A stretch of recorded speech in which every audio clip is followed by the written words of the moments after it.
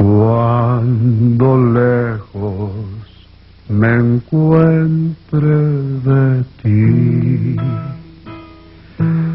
cuando quieras que yo... Que le dijimos que no. Sí. Tengo el honor de decirle, fíjate que el martes no me va bien, Hilario.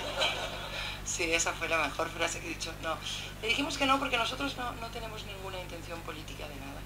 Yo ni siquiera tengo el pasaporte, que ni siquiera puedo ir a México a hablar de esto, ¿no? Pero voy, ¿no? Me aplican el 33 y la armo de pedo. Eso sí me gustaría, fíjate, entonces sí, la armo. No, pero nosotros lo que proponemos es más un diálogo social. O sea, una cosa es escuchar al cártel del Chapo y otra cosa es escuchar a un señor que trabaja para el Chapo, ¿no? O sea, justo para esto que dices tú, que es como de pensarlo de a poquitos, ¿no? O sea, como pensar, vamos a hablar con los narcos. Dijo, ¿qué narcos? ¿Quién va a hablar con ellos? ¿Quién va a poner una...? ¿No? Otra cosa es, nosotros hemos entrevistado sicarios, ¿no? O hemos entrevistado a gente como Miguel Ángel Félix Gallardo, ¿no? Y una cosa es preguntarle, que obviamente mienten, mucha gente en las entrevistas miente mucha gente, ¿no?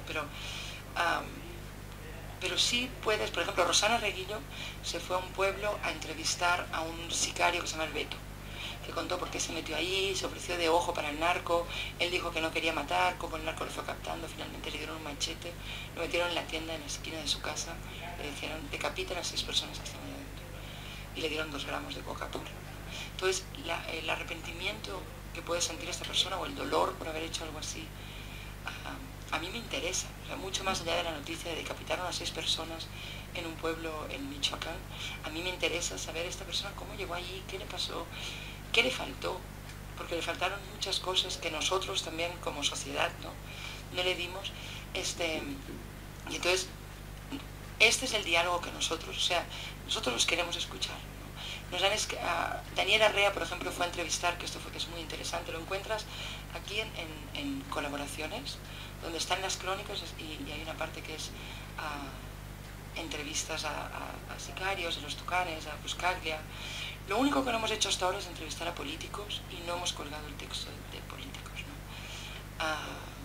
Quisimos entrevistar a Cuauhtémoc Cárdenas, porque un amigo nos ofreció el contacto para entrevistarlo, pero ahora él estuvo en México y al final no se pudo. Pero este sería como un proyecto, pero yo esto lo haría como proyecto general. O sea, vamos a entrevistar a políticos, vamos a hacer un cuestionario para que nos cuenten. Edson tenía un proyecto súper interesante sobre entrevistas concretas y tal. Pero no hemos querido hacer un apartado como de hablan los narcos, ¿no? Porque es un estigma espantoso, ¿no? Y el que entra a una sección así ya no espera nada bueno, ¿no? O sea, ya espera más como el chisme de haber... La historia del Ponchis, que la recordarán, el sicario de 12 años que había decapitado, según Reforma, por 2.500 euros, y $2.500 por decapitación, que a mí me pareció un precio exorbitante. Decapitar en Guadalajara cuesta 300 pesos, y 1 gramo de coca 150, ¿no? O sea, 2 gramos, ni gramo. Pero matar a alguien hoy en Guadalajara cuesta 300 pesos. Según esto, a este niño le pagaban $2.500 por decapitar. Lidia Cacho hizo un análisis sobre la sociedad, el lugar del que venía. Lidia Cacho y Marco Lara Clara en el blog hicieron un análisis sobre el mundo del que había salido un niño así, cómo en México se había permitido. Este niño llevaba años viviendo solo, tu familia se había ido a Estados Unidos, y este niño mandaba el dinero a la mamá a Estados Unidos, o sea, era remesa nacional al revés, digamos, y mandaba su dinero a Estados Unidos, ¿no? para ayudar a mantener a la mamá. Entonces mucha gente decía, pero ¿cómo la mamá lo recibe? ¿Cómo este niño decapita? ¿Quién le dio?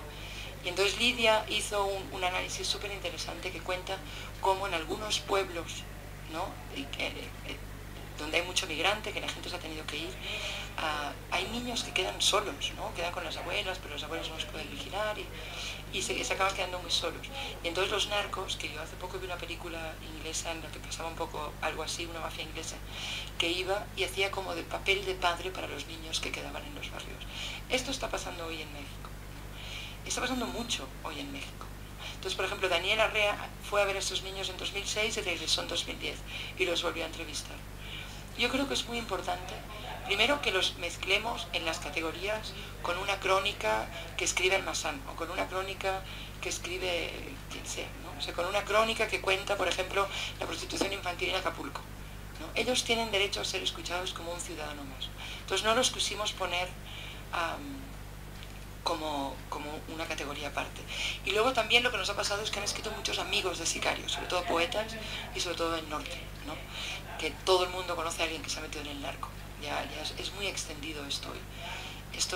Yo soy del DF, no, tú también, Monterrey. En el norte es muy así, ¿no? Mucha gente nos escribe, Monterrey es catastrófico. Y el blog este de Monterrey, que es muy interesante, que escribe José Eugenio Sánchez habla de lo que le está sucediendo a él como ciudadano de a pie, digamos, ¿no? Que le han matado a su mejor amigo, le secuestraron a otro amigo, entraron a rafaguear en una sala de fiestas. Él es medio punqueto, o sea que debe ser, yo no conozco Monterrey, pero entonces él cuenta como esta crónica, no solo del que es narco, sino del que tiene un amigo narco, porque esta gente también está tratando de entender a sus amigos, ¿no? O también ven las razones por las que alguien se metió ahí. Yo creo que es muy importante.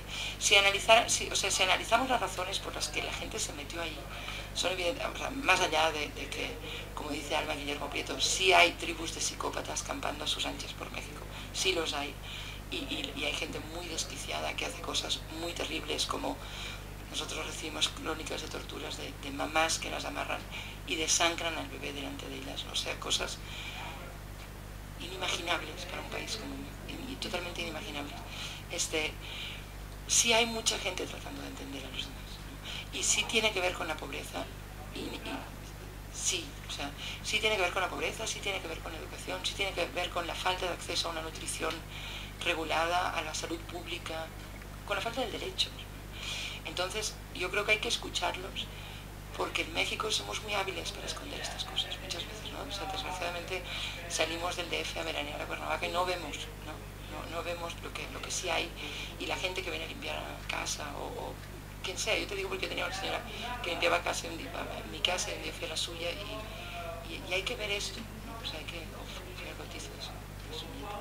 Pero yo sé que nosotros lo conocemos y que lo hemos visto y tal, pero no nos imaginamos del día a día en una pobreza tan extrema, ¿no? Cuando hubo el levantamiento de los marroquíes que viven en las periferias de París, decían, qué raro, se levantan. No, pues ¿cómo que raro? ¿Cómo no se van a levantar? ¿No? Tardaron 6 años en levantarse, están hasta la madre, ¿no? En México también, ¿no? O sea, en México yo creo que los pobres muchos se hartaron. O sea, sí creo que es una reacción social. Aunque esto no esté muy analizado de este modo, ¿no? O sea, parece mucho más algo como espontáneo, que la gente quiere hacer dinero. ¿Cuál dinero? Cobran 1.500 pesos por ojear, y con riesgo de muerte. O sea, ¿cuál dinero? No se están haciendo ricos con el narco, ¿no? O sea, los sicarios que hemos podido entrevistar te cuentan lo que cobran, ¿no? Lo que vale matar. Es una miseria. O sea, lo que cobraba el pozolero, que lo recuerdan, deshizo 300 cuerpos en 4 meses. Y le pagaban 150 pesos por cuerpo. Es que es increíble. ¿Qué dinero va a hacer este señor? Este señor nunca ha ganado dinero, no se ha metido ahí para ganar dinero, se ha metido ahí porque era plomero, no encontró chamba y se metió ahí. Pero esto es algo que les está pasando a los pobres. O sea, yo sí creo que hay un problema absolutamente consecuencial. A esos narcos me interesa más escuchar. A mí, a propósito, también me gustaría agregar algo que en este asunto de la reinserción social, ¿no? Del análisis profundo del problema del narcotráfico, del origen, ¿no? Porque un joven decide volverse sicario en vez de terminar los estudios, aunque sea plomero, también es responsabilidad del Estado, ¿no? La responsabilidad de los ciudadanos, esto no lo vamos a solucionar. La clase social, ¿no? La sociedad civil, tenemos la responsabilidad de cambiar las tendencias en la forma en que pensamos nuestra política y en que elegimos a la gente que toma las decisiones, ¿no? Pero sería utópico, ¿no? Y completamente fuera de lugar pensar que la sociedad civil nos vamos a levantar en armas y vamos a generar, o socialmente, pacíficamente, y vamos a generar métodos de reinserción, ¿no? o de análisis profundo.